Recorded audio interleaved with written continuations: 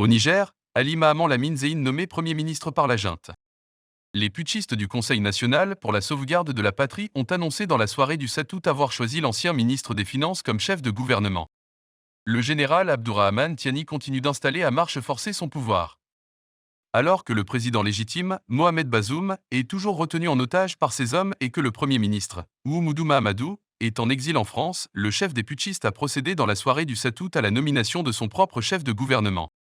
Le Premier ministre choisi par le Conseil national de sauvegarde de la patrie, CNSP, qui a pris le pouvoir le 26 juillet, se nomme Ali Mahaman Lamine Zeine. Sa nomination a été lue à la télévision nationale, au moment même où la communauté internationale cherche à rétablir l'ordre constitutionnel et à envoyer de nouvelles délégations en mission de médiation à Niamey. Ali Mahaman Lamine Zeine n'est pas un inconnu pour les connaisseurs de la vie politique nigérienne. Cet économiste né à Zindé en 1965 avait été nommé en 2001 directeur de cabinet du président Mamadou Tandja, lui-même renversé par un putsch de Salou Djibo, en 2010.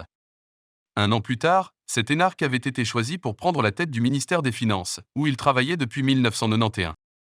Après le renversement de Tandja, Ali Mahaman Lamine Zeine avait été arrêté et maintenu en détention, avant d'être libéré à la faveur de l'élection présidentielle de 2011, lors de laquelle Mahamadou Issoufou avait été élu.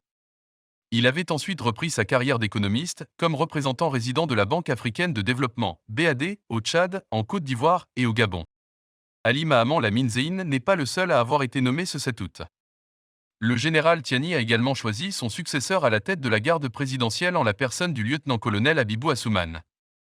Une autre nomination qui intervient alors que des émissaires de la CEDEAO, de l'ONU, de l'Union africaine et des États-Unis tentent actuellement une nouvelle médiation.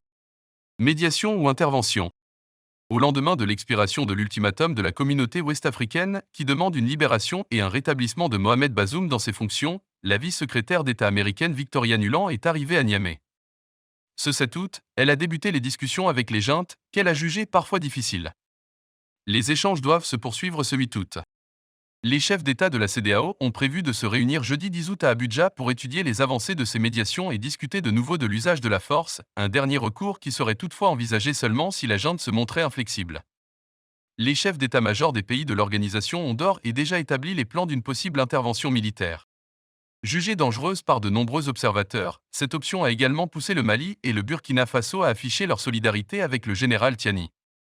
Ce 7 août, les autorités maliennes avaient ainsi envoyé à Niamey une délégation notamment composée du colonel Abdoulaye Maïga et du ministre de la Défense, Sadio Camara, principal artisan de l'arrivée des Russes de Wagner à Bamako.